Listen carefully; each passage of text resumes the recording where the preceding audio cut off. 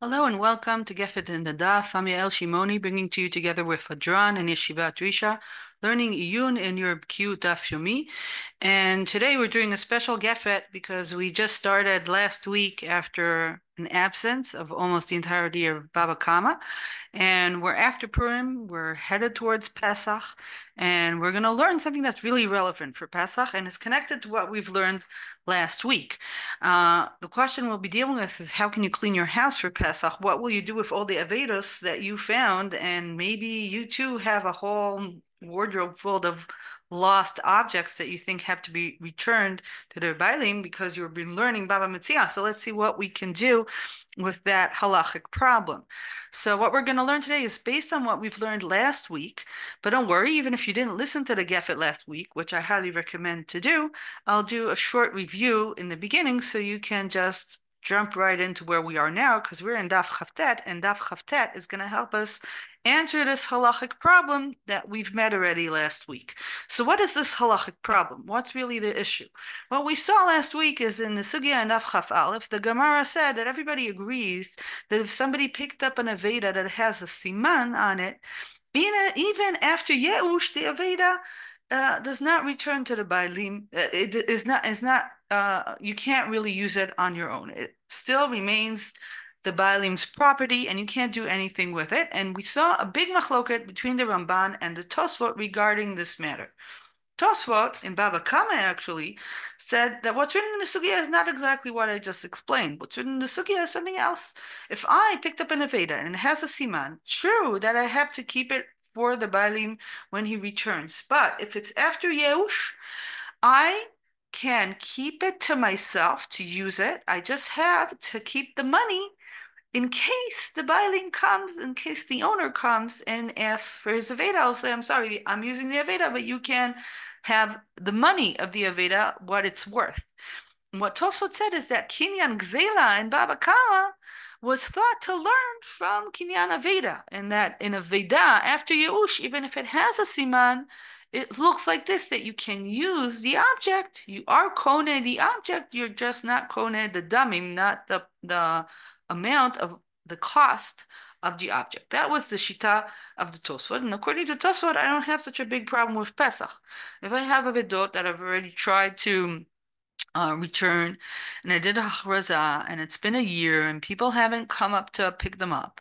So I can definitely use them and just keep note of each one, how much it costs. And if the bailing comes, if the owner comes and gives me the siman, then I just give him the money. That's according to Tosfot. But the Ramban that we saw last week says that Tosfot is wrong. What's written in the Sugya is that a person can never, never, never, ever use the object that he found if it has a siman. Why? The Ramban had a very interesting lamdish explanation that when you pick up an Aveda that has a siman, you become the shaliach, you become the house, or you're working for the person who lost the object. And therefore, even if that person has already decided that he'll never see this object again, it is as if he lost the object in his own household. Let's say I lost a cell phone in my house. I haven't found it for 5 years, and I think I'll never find it again. If you'll come to my house and find the cell phone in my house, of course it's still mine. It's true that I've been mityayish from it, but it's still in my house, so the house keeps keeping it for me. So the Ramban says when you pick up an Aveda, you're an extension of the owner. So you'll never be able to own this object. Never, ever, ever. And that was the machloket between the Tosfot and the Ramban that we saw last week around the Sugya and Daf Chaf Aleph. Now the question we asked ourselves is, what's halacha? Is halacha been pasking according to the Tosfot, or is halacha been pasking according to the Ramban? So here we arrived at next week, and let's see what happened in the Shulchan Aruch. So I'm opening the Shulchan Aruch. ראשון משפט, הלכות אבדה ומציאה, סימן רס"ז, סעיף ט"ו, and the Shulchan Aruch says, הכריז ולא בא לו הבעלים, if I told everybody that I have an Aveda and nobody came to pick it up, תהא מציאה מונחת אצלו עד שיבוא אליהו. The object, the Aveda, has to remain in my house until Eliyahu Navi comes, forever and ever. B'ezrat Hashem, b'meira b'yameinu, he will come in Pesach. But but it's a way to say that I will never be able to do anything with this Aveda. So it seems that Ramban has been posking, not Tosfot, and therefore we have a big problem with any Aveda that has a siman that we have in our house. The Shach, when he explains the Shulchan Aruch, doesn't really say that the Shulchan Aruch is posking according to the Ramban. Obviously, the Shulchan Aruch is not posking according to Tosfot. That's what it seems like. But the Shach says that the reason that we have to keep the Aveda because Ika lemechash, you should worry, kol sha'ah, you're afraid all the time, shema yavo be'alav. Who knows? Maybe the person will come. So that's why you were stuck with this Aveda. So this halacha is very, very, very hard to keep because many people might do this calculation and say, okay, if I see an Aveda with a siman, if I'll pick it up, I'll be stuck with it forever. So maybe I won't pick it up at all. And if I have, now I have a whole household full of Aveda. What can we do with this halachic problem? So what we're going to see today is that the sugya that you've been learning now in Daf Chavtet is the basis for poskim to give you a halachic solution. Okay, so let's see what's happening in Daf Chavtet Amud Bet. There's a Mishnah. The Mishnah lists a list of Avedot and explains that when you have an Avedot, you have to take care of it. It's not enough to keep it, you have to take care of it so it won't be ruined. How do you take care of different Avedot? Let's see what's written in the Mishnah. מצא ספרים, קורא בהם אחד ל30 יום. If you found a book, you have to read them once in 30 days. ואם אינו יודע לקרוא, גוללן. Now we're talking about ספרים like Sifrei Torah. Okay, all the Sfarim are written that way, so you have to open them up, otherwise they'll be ruined over time. You can't just use the Sfarim as if they're your own book. Why? You'll see that in the end of the sugya, because you might harm the Aveda. So you have to take care of it. You can use it, but only for its own need. If you found let's say a shirt or something, so or a talis, then you have to shake it up every month so it won't go stale. You can put it out, but it can't be for your need. It has to be only for its need. You can use things that are made out of metal, but only for their own good and not to ruin them. And that's why you can't use klei zahav or klei zchuchit, something that's made out of gold or that's made out of glass, because that can be ruined by the use. לא ייגע בהם עד שיבוא אליהו. מצא שק או קופה בכל דבר שאינו יכול ליטול, הרי זה לא ייטול. That's a different dean, we won't go into this. So now let's move to the Gemara, because in the Gemara something very interesting happened. We have a memra of Shmuel. אמר שמואל, המוצא תפילין בשוק, שם דמיהן ומניחם לאלתר. Shmuel suddenly says that if you find tefillin in the street, what do? You make an assessment how much these tefillin cost. No explanation how you assess that, but that's what you do. And then you can use them for yourself. You can put them on and just keep a note of how much money you will be owing the person who lost the tefillin. כן, המוצא תפילין בשוק, שם מניחם לאלתר. That's the Meimer of Shmuel. Ravina says, Meitiv Ravina, how can you say this? We just had a Mishnah. Meitiv Ravina, מצא ספרים קורא בהם 1 ל30 יום, ממנו לא לקרוא גוללן. גוללן in, שם דמנו מניחם לא. Says Ravina, if your dean is right, Shmuel, it should have been written in the Mishnah. The Mishnah never said anything about assessing the amount and using. No, nobody said that. אמר אביי, תפילין בי ברחבו משכח שכיחי, ספרים לא שכיחי. Okay, Abai said something that's a little hard to understand. Let's look in Rashi. Rashi explains, Tfilin Bei Bar Chavu. What's Bei Bar Chavu? Says Rashi, it's a name of a person. Bei Bar Chavu Bebeit Ploni. Ha'oseh tefillin, they had a famous person who was like a tefillin guy, maybe it was like the tefillin man, Bei Bar Chavu, and he always had tefillin in his house, and that's why anybody who lost tefillin could always buy new tefillin in his house. So that's why, says Rashi, if you lose tefillin, there's no need to keep the actual tefillin for you. You can just keep the money for you, because having the money is exactly like having tefillin. You'll come, you'll get the money. Well, you don't need the actual tefillin, you need what the tefillin are worth. And what Rashi says is also what the Rif says, and the Nimukei Yosef explains. The Nimukei Yosef is a Rishon that is a parshan on the Rif, one of the late Rishonim, and he's much easier to understand, and many times he's passing halacha. So here says the Nimukei Yosef, בי ברחבו, בבי פלוני העושה תפילין מצויים מהם, שם להימכר, ויחזור ויקנה מן הדמים שקיבל מהם. ולא דמה לשאר דברים שאין יכול לשום דמיהם לאלתר, משום דלא שכיחי. Says the Nimukei Yosef, the difference between tefillin and other things is that tefillin it's easy to buy, and other things it's hard to buy. What it says from the Nimukei Yosef, that it's not a special issue about tefillin. The point here is whether or not what's been lost is something that is easy to come by in the store. Therefore, what Shmuel said is something that we can actually use for any object that's easy to buy. And actually, in our day and age, most of anything that we have is in that category. So according to Rashi and Nimukei Yosef, the halcha of Shmuel really allows us to see if we're talking about an object that you can easily assess the amount of it because it's being sold anyway, easily to be bought in the store, there is no problem to use it immediately and just keep track of the amount of the cost of this object. On the other hand, on the same sugya, we have the Rambam and the Rosh. The Rambam and the Rosh say something slightly different. Let's look at the Rambam. The Rambam in Lichot Gezela ve'Aveda, Perek Yud Gimel Halacha Yudaled. The Rambam says, "Matzah tefillin sham dmehenu menichan alav shedavar matzui hu beyad hakol." Till here, he's exactly like Rashi, but then he has 5 more words that make a big difference. Ve'en asuyin ela lemitzvatan bilvad.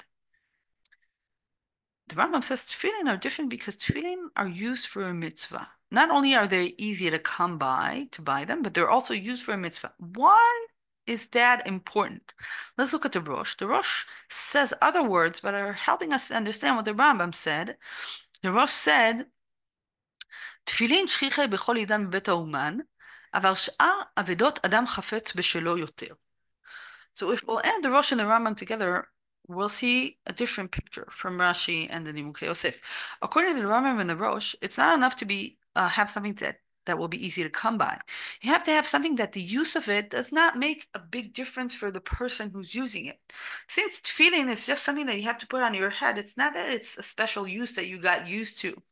It's not like your personal computer or your personal shirt or your personal bag that you got used to a specific object and you like that object because it's an object of use.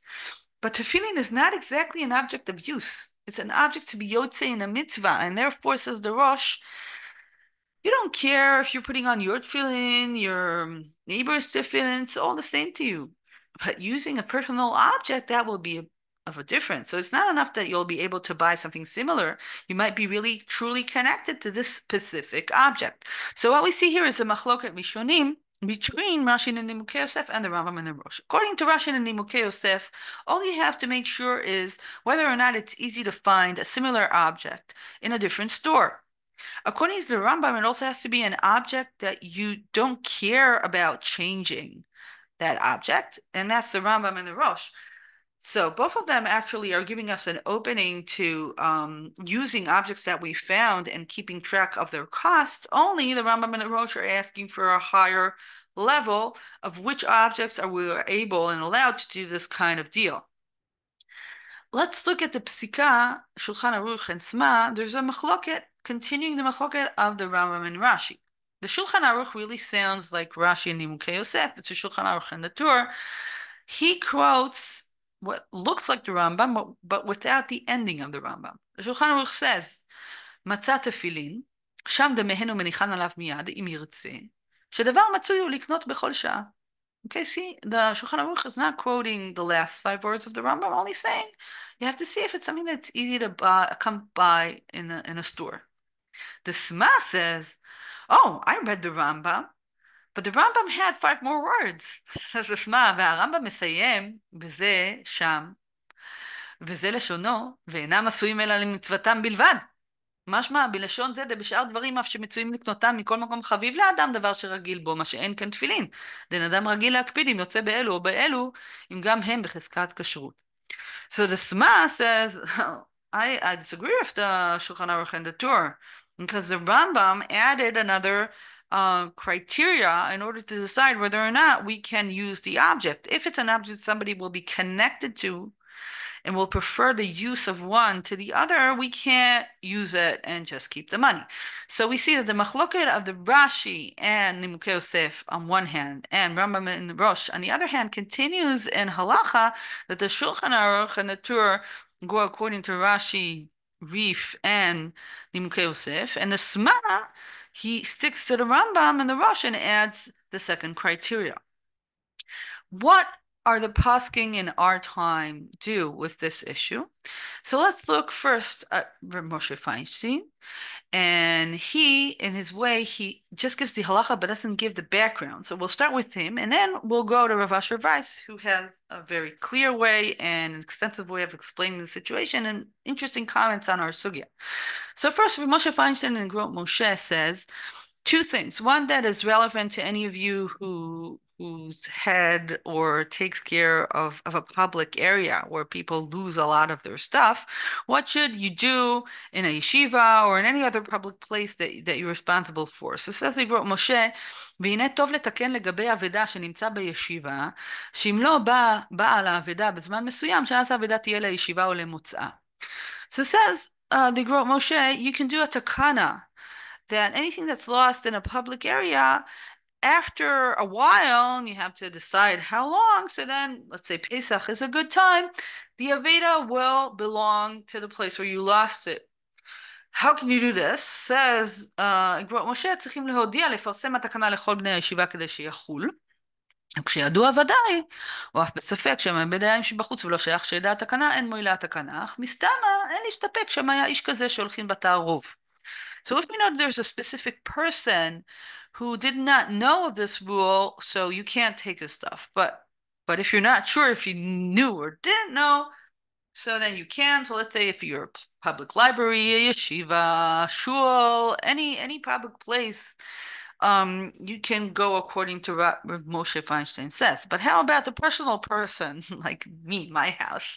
If I pick up an Aveda in the street, of course, I can't do this moda'ah. So what can I do with my Aveda that I picked up if they have a siman?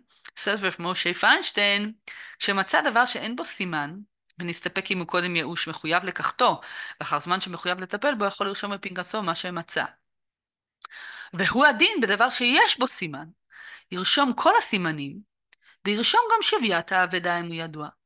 ואם לאו צריך לשומו בגימל אנשים יודעים שומת איזה דברים כאלו, ואז יוכל להשתמש בו לעצמו. וזה מה שיש לעשות בכל מקום שאמרינן יהיה מונח עד שיבוא אליהו, שממה שכתב יוכל לברר הדבר לכשיתבקש. Says of Moshe Feinstein, if you found something that has a siman, you can wait till the time that the person has been mityayesh.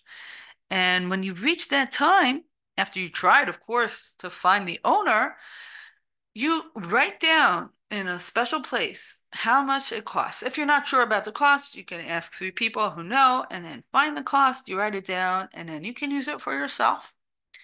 And that's what you do with all the Aveda that's written in the Shulchan Aruch. You can do it with any Aveda. And this way, when the person comes, if he comes, you'll have the simanim, and you will ask him, what's the siman? You can take a picture if you want today, and you'll have the cost, and that's what you have to return to him. So, of course, Moshe Feinstein here gives us a solution, but doesn't explain where does the solution come from. And let's look at Rav Asher Weiss, who deals with a similar question, quotes Rav Moshe Feinstein, asks with questions, and gives us a slightly different approach to this situation. So, Rav Asher Weiss writes, באבדות השכיחות בזמן הזה, in the Avedos that we see all the time, in our times, רבים שואלים כדת מה לעשות במציאות השכיחות בזמן הזה. Many people ask what to do nowadays. הלא אנו חיים בחברה הברוכה בשפע רב. We live in a time of excess. We have a lot of stuff. החסיד שעיניו למטה, if you're a chassid that you learned דיני ממונות, and you keep looking down, you find every day, מוצאים בכל יום דברים רבים ותערך, you find every day a lot of Avedis. חלקם יש בהם סימן, some of them have סימנים. אבל בפועל אין הבעלים באים לדרוש את שלהם, ונמצא כל הבית כולו מלא אבדות. This is a beautiful description, what happens to us today. People lose tons and tons of stuff that has סימנים. And they never retrieve what they've lost because we live in a day of age that there's excess of stuff in the world. And that's how the Chassid will have his entire house stuffed with Avedas. Says רב אשר וייס, באמת נראה דאין צריך כל צורך להחזיק מציאות אלו לנצח נצחים. There is no need to keep these metzios forever and ever, and we'll explain how. How? Because, says Rav Asher Weiss, we just learned in Bava Metzia Chavtet that if you find tefillin bereshut harabim, that you can use them and just keep cost, because the tefillin are shechiche, and we saw the machloket between the Rambam and Rashi, and the machloket between the Sma and the Tur, and the Sma and the Shulchan Aruch and the Tur, whether or not this object has to be an object that you don't care about its use, or just to be an object that it's easy to come by. So after we saw all of that, says Rav Asher Weiss, in this day and age, every object is like tefillin. In what way? Even if you take the higher need of the Rambam and the Rosh, what the Sma is poskim to halacha, still you'll be able to do the same for almost anything today, because people are not makpid on their stuff. They very easily get new stuff all the time, and it's easy to come by. So that's why today, says Rav Asher Weiss, ספרים, עטים, מגבות, כדורים, משחקי ילדים, חפצים שונים, if you find books, if you find pens, if you find laundry, if you find balls, if you find games, all these things, even if they have simanim, you definitely can use them and just keep down their cost. And he goes back to the Igrot Moshe and says that Igrot Moshe says that you can do it in anything, but he doesn't think so. He thinks it has to be something that stands in the rule, in the higher rule that the Sema put forth. And then he continues and he says that he saw in a Shuk Hatam Sofer that once a woman left behind a lot of jewelry, and she went away, never returned. And Hatam Sofer said that you can do this for the jewelry, that you can sell the jewelry. Yeah, and she comes back. We'll give her the money. Because also jewelry is something, the Khatan Sofer said, that a person doesn't want dafka that jewelry, and he'll be happy to get the amount that will allow him to buy something similar. And says Basher Weiss, I think that nowadays we're here in these situations with most of the Avedo that we'll find. But, finishes Rav Asher Weiss, dafka today, tefillin is something that people care about. They want dafka their own tefillin, because some of them have special chumrah for the tefillin, or it's the tefillin of their grandfather, sentimental value. So dafka today, we're doing hafuch from the din of the gemara.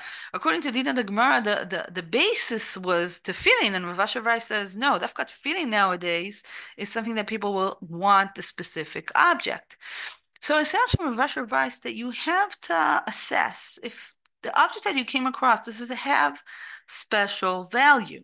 If it's an old book, or a book that has like writing in it, or maybe if you see jewelry, I think even jewelry that looks very special, then you can't do this. But anything that's easy to come by, and it seems to be something that people will be happy just to get the amount for it, and not the actual object, you can again do two stages. You write down the simanim, so somebody can actually retrieve this, and also the amount. And then if the person will ever come, you go to your Google Docs and you see the picture, you ask him for simanim, and then give him the money. But you don't have to keep a whole room of Havedot in your household. So what did we see today? Even though it seemed that halacha was poskim according to Ramban, what we learned last week, that Ramban is not in right, not Tosfot. It seems that halacha, poskim, bottom line today, we look more like Tosfot than the Ramban. In what way? That nowadays, most of what we come by, we can use the object and just keep the amount of how much it costs. That's what the Tosfot said to do lechatchila, but he wasn't been posking for halachically. It was the Ramban, but since we had this exception of tefillin, we bottom line live our lives as if we're posking according to Tosfot. Now, the only difference that we see here is that you can't do it with any object. The object has to um, stand by two criteria. It has to be something that's easily to come by, and it has to be something that a person is not connected dafka to this specific object. And it was interesting that Rav Asher Weiss said that feeling today he thinks is something that you can't use them, even though that's exactly what the Gemara and the Rambam and the Shulchan Aruch were asking about.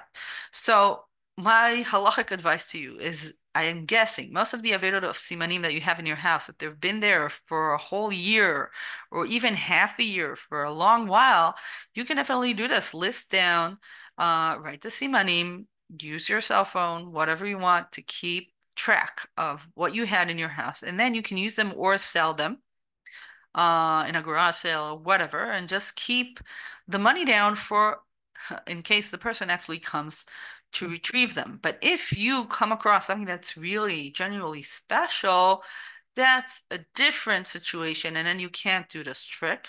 And if you came about to fill in, I think you should do a Sheilat Rav, because I think Rav Asher Weiss gave here a strong argument. But if you've been keeping tefillin for a long time, that's really what the Shulchan Aruch said, that you can do it. So if you have a lot of tefillin, I mean a lot, then maybe we should go according to Shulchan Aruch, even though Rav Asher Weiss said that he thinks that this is the opposite. So tefillin, do a Shalat Rav, but all the rest, use your common sense and don't hold on to Vedot forever and ever. So I hope what we've done today will keep you picking up a Vedot with Simanim, and also keep you cool when it comes to Pesach and taking care of your house. Because we pick up a Vedot, we take care of them, we try to find their owners, but if they're staying with us for a long while, you can definitely write down and just in case the person comes, you can write down the amount, and that's it. You're yotzei de chovah. You did what you can, and even though we're not poskim according to Tosfot, our lives looks more like Tosfot than the Ramban. So I hope you enjoyed our learning, and I hope it gives you motivation to start working towards Pesach and to keep taking care of other people's belongings, even though we keep losing stuff all over the place. So Bezrat Hashem, all the Aveda will find their place. And we will meet again next week, Bezrat Hashem. Take care.